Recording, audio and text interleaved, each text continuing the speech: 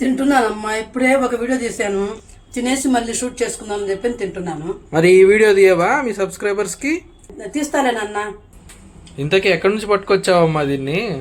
నేను మొన్న మైసూరు వెళ్ళాను కదరా, అక్కడ ఫేమస్ అని చెప్పానని మా అక్కయ్య కొడుకు తినిపించాడు. చాలా టేస్ట్ గా ఉంది. నేను నిప్పటి చేశాను కదా, అది చేయంగానే ఈరోజు అది గుర్తొచ్చింది. అందుకని ఇలా చేసుకొని తింటున్నాను.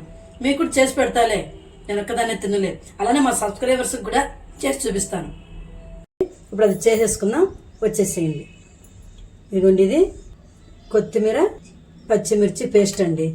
ఇది ఇట్లా కొంచెం లైట్గా పూసేసుకోవాలి. దీనికి కొంచెంగా పూసుకోండి, సరిపోతుంది. ఈ కొంచెము చాట్ మసాలా లైట్గా వేసుకోవాలండి, ఎక్కువ అవసరం లేదు. ఉల్లిపాయలు వేసేసుకోవాలి, అవి కూడా కొంచెమేనండి, ఎక్కువ ఏం అవసరం లేదు. టమోటా ముక్కలు కట్ చేసి పెట్టుకున్నాను, వేసేస్తున్నాను. ఈ దానిమ్మ గింజలు మొన్న పూజ చేసాం కదండి, వ్రతము మంగళగౌరి నోములు, అప్పుడు దానిమ్మకాయలు ఉన్నాయి, అందుకని ఇందులో వేసేసుకుంటున్నాము. ఇవి వేసుకున్నా పర్వాలేదు, లేకపోయినా స్కిప్ చేసేసుకున్నా పర్వాలేదండి. ఇందులో తర్వాత కొంచెము మరమరాలు కూడా వేసేసుకుంటున్నాను. లైట్గా ఉప్పు వేసుకోవాలండి, మరి ఎక్కువ వేసుకోవద్దండి.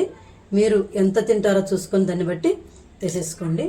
ఇదిగోండి, ఈ పల్లీలు మాత్రము తప్పనిసరిగా వేసుకోవాలండి. టేస్ట్ ఇదే చాలా బాగుంటుంది. లాస్ట్లో కొంచెము పెరుగు యాడ్ చేసుకోవాలి. అయితే కొంతమంది చింతపండు రసం కూడా వేసుకుంటారు, నిమ్మకాయ కూడా వేసుకుంటారు. అవి రెండు లేకపోయినా పర్వాలేదు, నేనైతే అవేమి వేయట్లేదు. పెరుగు వేసిన తర్వాత కొంచెము మసాలా పౌడర్ యాడ్ చేసుకోవాలి. అయిపోయిన తర్వాత లాస్ట్లో కొంచెము ఉప్పు కూడా యాడ్ చేసుకోవాలండి. దీంట్లో సేవ్ వేసుకోవచ్చు, బూందీ వేసుకోవచ్చు, ఏవైనా మన ఇష్టం అండి, వేసుకొని తినచ్చు. పిల్లలకి ఇలా పెడితే అబ్బోయి చాలా ఉన్నాయి ఇవన్నీ, నిప్పటి మసాలా చాలా బాగుందని చెప్పి టేస్ట్గా తింటారండి. ఒక్కటి తింటే చాలండి, పిల్లలకి పొట్ట ఫుల్ అయిపోతుంది.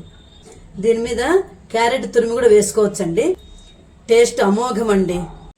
ఇదిగోండి, ఇప్పుడు నిప్పటి మసాలా చాట్ చేసి చూపిస్తాను చూడండి. ఇది ఇట్లా ఆల్రెడీ అందులో పేస్ట్ అవి కలిపానండి. ఇప్పుడు కొంచెము ఉల్లిపాయలు సేమ్ అన్నీ అంతే వేసుకోవటమేనండి, కాకపోతే చిన్న చిన్న ముక్కలుగా చేస్తున్నాను. ఇది ముసలి వాళ్ళు కూడా చాలా ఈజీగా తింటారండి. దాన్ని అట్లా పళ్ళతో కొరుక్కొని తినాలంటే కష్టం కదా. ఇలా కలిపేసుకొని తినేసామనుకోండి, చాలా టేస్ట్గా ఉంటుంది. చాలా బాగుందండి. ఈ రెండు ట్రై చేసి చూసి ఏది నచ్చిందో మీకు కామెంట్లో తెలియచేయండి.